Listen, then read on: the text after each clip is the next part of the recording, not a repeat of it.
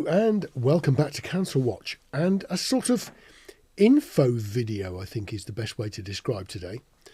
If you live in the Lowestoft area, you've probably had a polling card pop through your letterbox.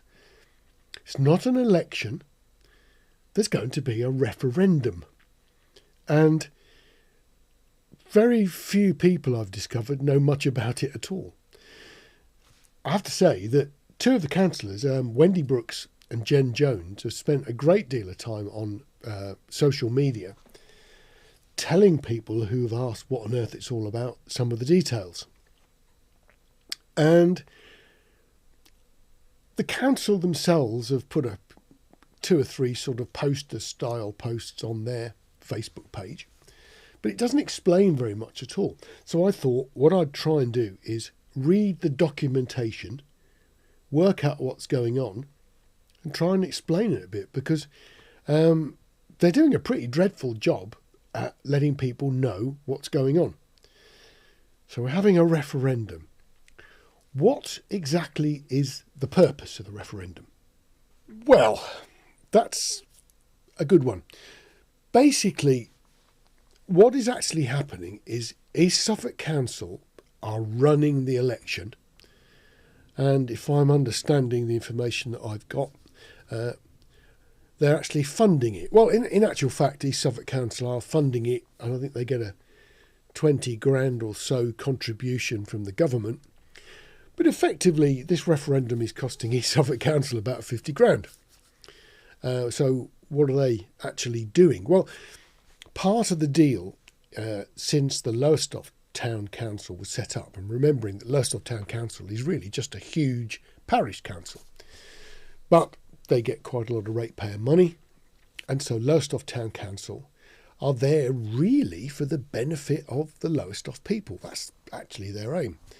So the Lowestoft Neighbourhood Development Plan is a sort of framework for developing and regenerating Britain's most easterly town.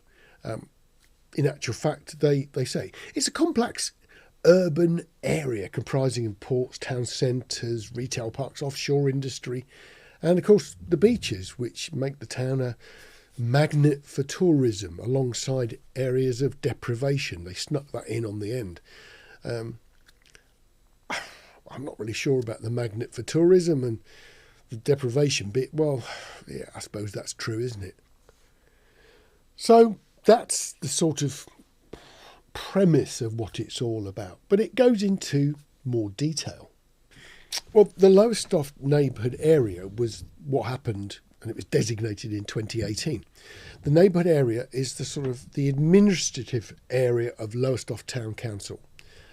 And so it goes from the south to the north, but it excludes things like Everett's Park and some of Alton Broad, which are looked after by their own parish councils. The idea of this plan then, what is it all about? Well, the neighbourhood development plan, once they've actually got round to actually getting it sorted, will form part of the statutory development plan for the area. So it's things that they have to do. They've got to actually have this plan. And it'll be put within the Waveney local plan, which is what East Suffolk Council do for the sort of wider area. So the Lowestoft Town Council's bit goes within something else. I think they have to do this. I mean, planning is a sort of statutory thing, so this has got to be done.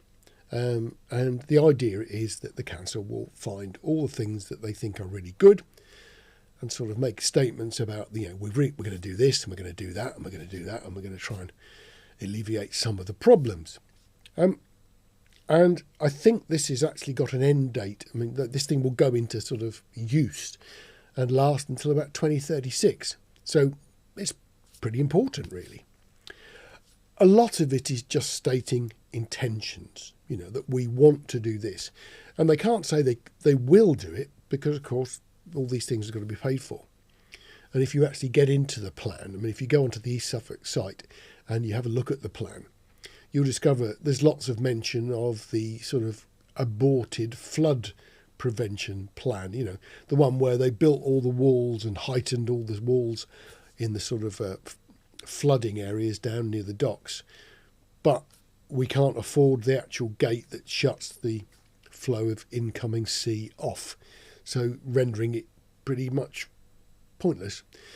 So all the places they thought they could prevent from flooding, they now can't. Lowestoft Town Council is the neighbourhood planning body, and they have to monitor and review their plan and change it as circumstances change. So that's pretty much the reason behind it. So is this important? Well, yeah, it is. East Suffolk Council are the body who decide if planning applications go through or planning applications fail. And part of the deal is local plans. So, if they decide that we really like Lowestoft to be the centre for business, well, that forms a policy that would be there to attract outside businesses to come to the area. And it would be then rather silly if their planning application for a new factory got turned down. So although that's simplifying it a great deal, the idea is you say, look, this is what we want to do. We want business, which automatically promotes the acceptance of applications for business. If you decided you really want Lowestoft to be the centre for the holiday industry, you would then make planning applications for things like guest houses, amusements, amenities that holiday makers would use. More important. So when someone says they want to do this or that for the local holiday maker industry, East Suffolk Council would have a policy in place that said, yeah, we support that. Equally, they can have a policy against something. If they really, really don't want something, then that policy might be that we do not want things. If you look at some of the policy decisions that have been causing trouble over the past couple of years or so, homes of multiple occupancy, places where we've got too many flats and bedsits, places where we're short of parking for vehicles and things like that. All of those features allow the planning authority, East Suffolk Council, to say no to development that is outside of what East Suffolk Council think is good. So Lowestoft Council are sort of a part of the system, and they can recommend approval and they can recommend non-approval. But they've both got to have some sort of plan, and hopefully they both have the same plan. So we can actually stop things as well as promote them. So that's what this is all about, reading between the lines. And I think a lot of people are getting a bit sort of sidetracked. I'd really suggest that you go onto the East Suffolk site and read the whole thing. It's quite a long document, but essentially Lowestoft's policy that they want to promote is largely about opening up green spaces. There's an awful lot of that in the policy. So making it nice, grassy areas, flowers, all that sort of stuff, and they've got the Climate and Emergency Committee who look after that side of things. And the plan seems to be to make Lowestoft a nicer place to live. We all know how horrible it can be in certain areas. And this plan tries quite hard, I think, to make things in Lowestoft that make it worse more difficult for people to get planning approval for. I mean, that's probably simplifying it a bit too much, really. But go to East Suffolk Council's website, download this thing and have a look. Now, all you actually get is a yes and no decision. Do you support the plan that Lowestoft Town Council have produced, or don't you? The danger is that if turnout is very, very low, it rather takes away the substance of the plan. Let's say, for argument's sake, only 10% of the local population think that the Lowestoft Town Council plan is good. That doesn't sound very good at all, does it? It's not like you can't claim a majority of people want us to have more open spaces. So they really need to get motivated to get as many people to actually go and say yes. My guess would be that if a no voter didn't bother to go and vote, it wouldn't be a problem, would it?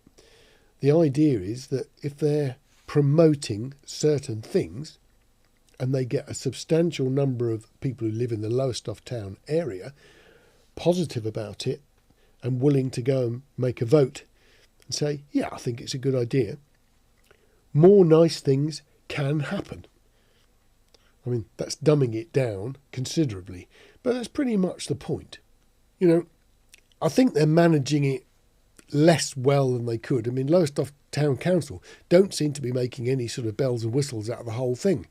A couple of the councillors are trying very hard to promote it. That is not going 100% nicely.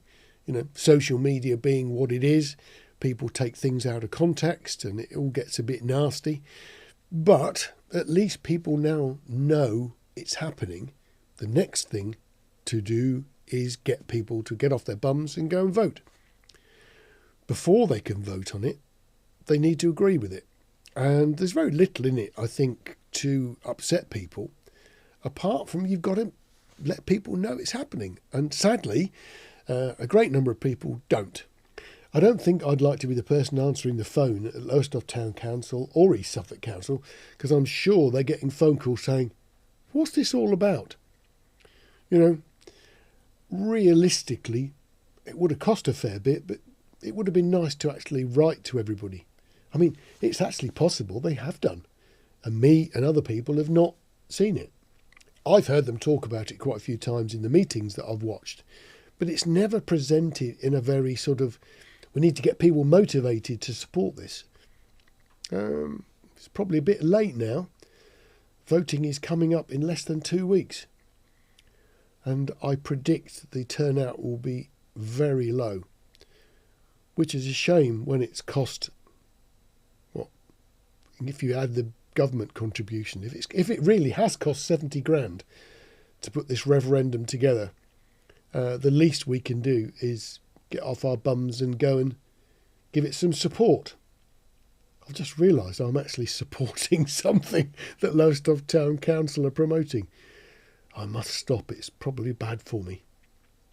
Joking aside, read the plan. If you like what it says, please go and vote, because it is important.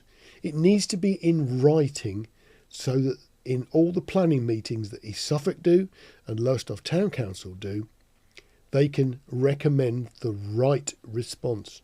Remember, planning isn't an arbitrary thing. You know, people don't, well, you're not allowed to actually say, no, I'm not going to support that because I don't like it. Liking it is irrelevant. The whole point of planning is that there are rules to be followed, and this is a chance to set some rules. So if somebody wants to do something positive that's in that plan, they're more likely to get support and get the approval passed. Nobody turns things down on a whim. It's always considered, and some things are so easy to pass because they're obviously the right thing. The local plan and the Waveney big local plan think it's a good idea. So when someone applies for planning permission for things like that, they sail through, no problem at all. And equally, when people apply for planning permission for things that are not supported in the local plan, it's a very simple way to say no. So I'll leave you with that. You won't get much more from me until the new year, because I'm about to go away. So it will be a relief for some people that I'm not sticking my oar in. What did Wendy Brooke call me the other day? She said I was the scourge of Lowestoft Town Council. I'm not quite sure what a scourge is, but I hope I'm not a scourge. It doesn't sound very nice. Anyway, I will see you in the new year. Look after yourselves, take care, and have a great Christmas.